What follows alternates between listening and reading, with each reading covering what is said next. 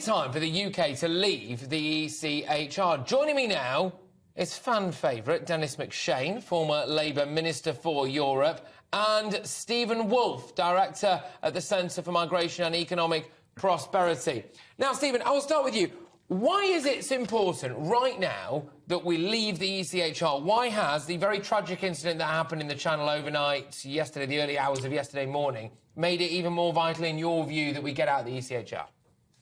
It all comes down to how asylum claims are assessed and who gets the right to remain here as an asylum seeker. So I'll give you an example. This year, so far, we've had 28,000 asylum applications at initial decision, according to the government statistics, of which only 5,000 of those qualify under what's called the UN Refugee Convention. That means the remaining 23,000 are being allowed into the country based on an assessment either of humanitarian protection or our discretionary rules. And those discretionary rules are basically under the ECHR. So they include things such as, yes, they do. If you want to look at ASY0D1, Mr. McShane, and that's the rules I've been working on for the last 3 weeks, nearly 800 hours over the last 6 months of the assessments. So I know what I'm talking about when it comes down to these assessments.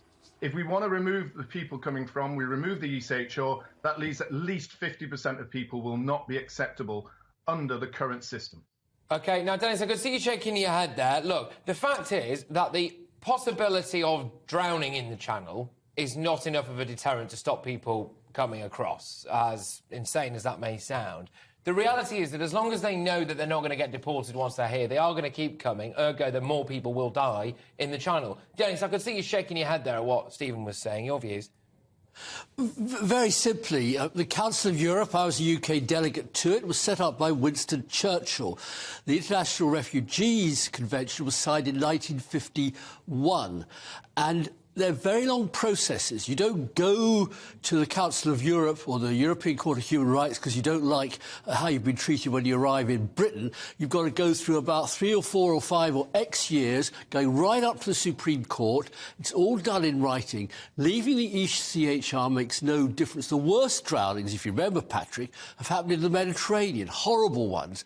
All those countries they're trying to get to, like Italy or Greece or Spain, are all like us in the Council of Europe.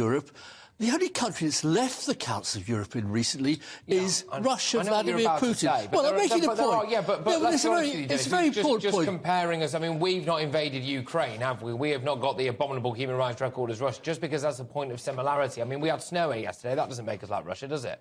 Well, I'm sorry. It will make no difference at all to a single application. Take the Albanians.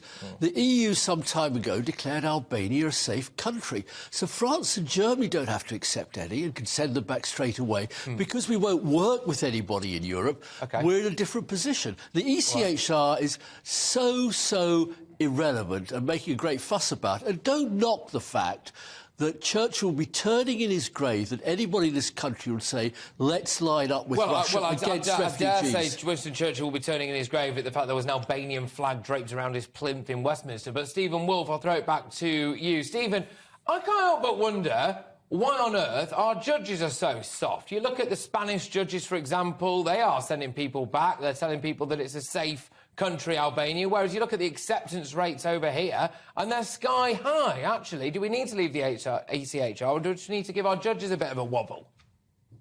Well, the judges are able to use the ECHR, and this is where Dennis is completely out of his league of being able to understand the difference in law here.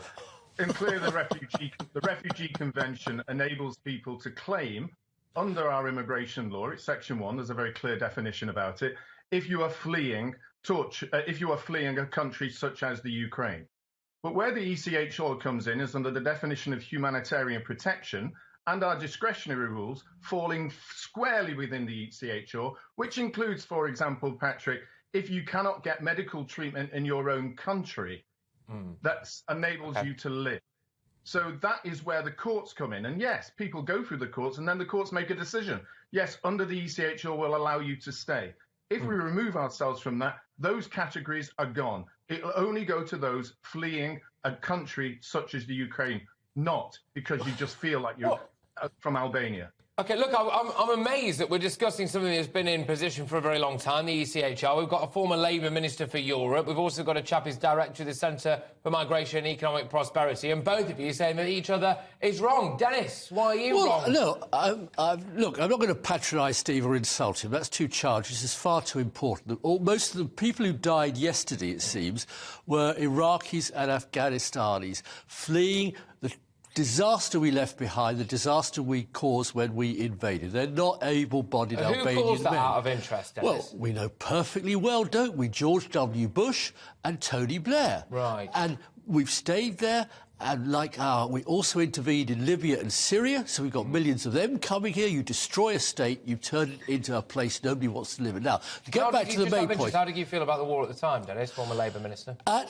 the time, like with the majority of MPs in the country, I thought we should deal with Saddam. I now think that was a mistake. He's a brutal, horrible dictator, but frankly, what we've got is far, far, far worse. OK, ditto with David Cameron in Libya and Syria. Let's not get into any of that. But the point is that the ECHR is there that only can deal after the Supreme Court in Britain. You've got to go through all the different proceedings and prove beyond a shadow of doubt that ECR rules are being violated. And then they might rule. But as we know, other European countries are sending people back to Albania as a safe country, and we should be doing the same. But more importantly, we should have enough officials. As an MP, in my case, it was people from Pakistan and Iraq.